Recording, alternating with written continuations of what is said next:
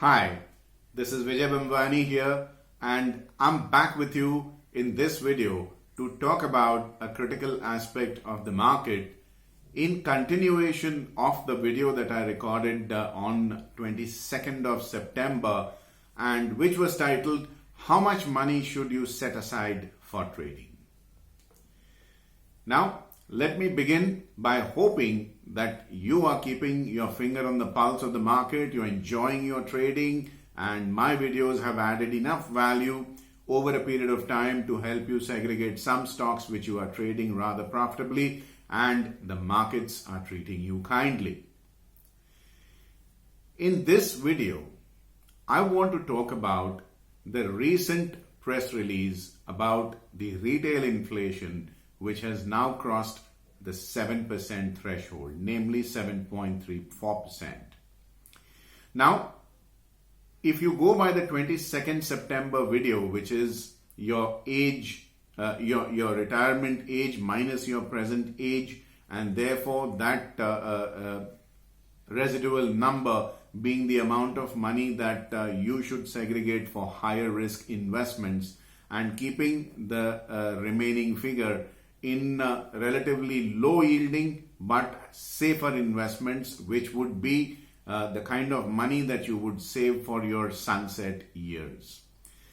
As I have been indicating in these videos at Equity Master since the end of 2019, calendar year 2019, that going forward, yields on investments of any type, now, whether you're talking about fixed income investments like bonds, fixed deposits, you're talking like savings come endowments like insurance policies, you're talking about senior citizen plans, you're talking about any kind of a return which is linked to the risk-free return rate, which is the 10-year benchmark bond yields or even bank prime lending rates, you are likely to witness a decline in your fixed income returns or yields. Now, if you were to focus and therefore keep a majority of your wealth in low risk and therefore lower yielding securities like fixed income, how do you make both ends meet, especially in a high inflation scenario wherein the retail inflation is now actually at 7.34% and fixed deposits are yielding anything between 5.5% to 6.5% depending on how old you are. Obviously, senior citizens do get an advantage of marginally higher interest rates. How do you bridge this gap and what do you do? Because real effective yield is actually negative. If you take the inflation of 7.34% and hypothetically you are receiving 6.5% interest, you are still 0.84% in the negative. At some point in time, you will dip into your reserves and you will consume your capital, which basically pushes investors knowingly or unknowingly into taking higher risks. Now, herein lies the problem. This is the crux of the video that I have recorded for you. Is it well worth your while, your effort, and the risk to diversify or divert your money from low risk instruments into higher risk and therefore higher yielding instruments to be able to bridge the gap between lower yields and higher inflation so that you are not forced to eat your capital? Now, this is walking the razor's edge. The problem with higher risk taking is that while the lure of a higher potential, this is not even confirmed, but potential reward is what leads the people into taking higher risk, the problem is that they do not compute the risk mathematically enough.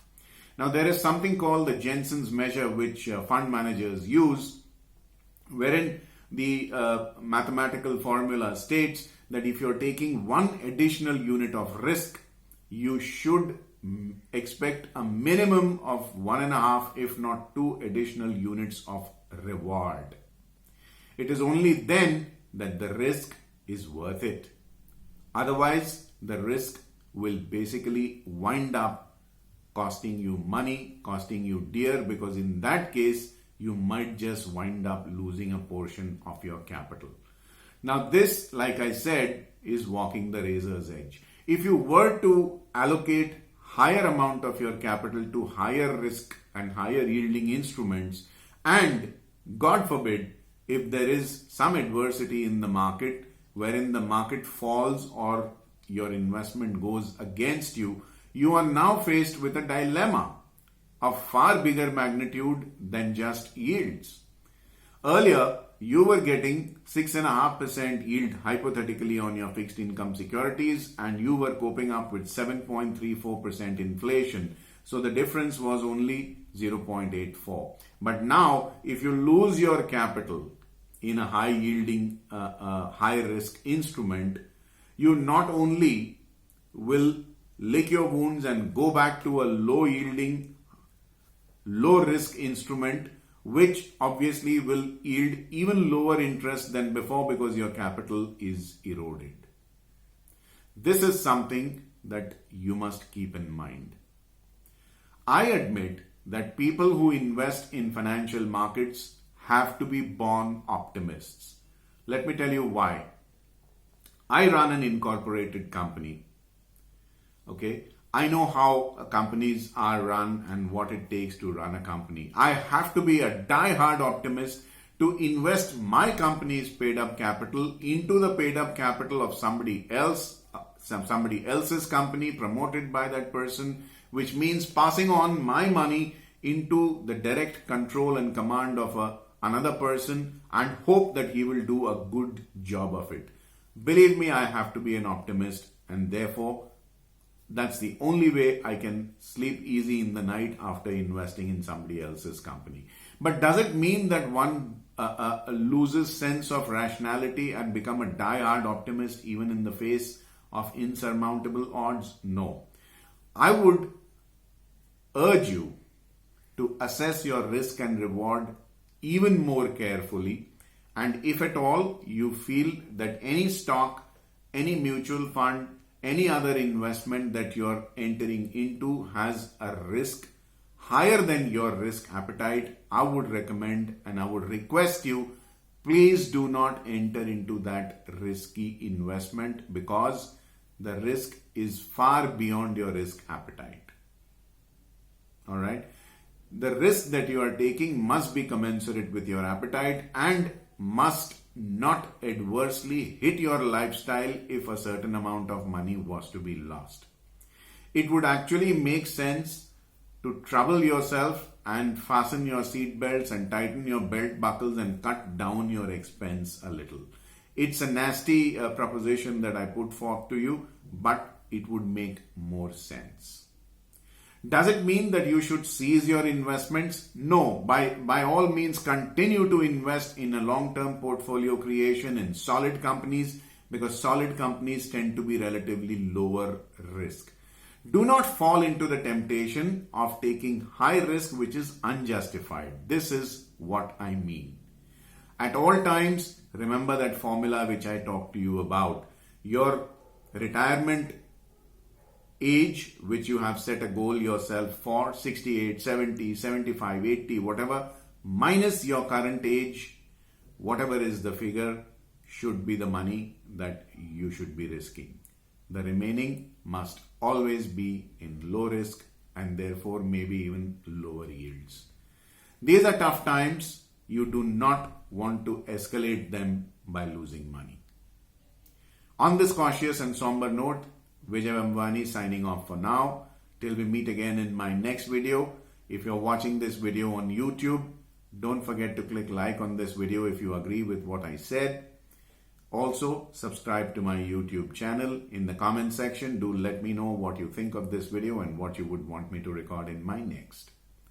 Also, let me reach out to like-minded traders and investors who want a 360-degree worldview on financial markets and research and logic-based investments and trades by recommending my video to your family and friends. I'll sign off now. not before hoping you have a very profitable day ahead. And do take very good care of your health, your family, your friends, investments and trades. Vijay Bamdwani signing off. Thank you for watching my video. Bye-bye.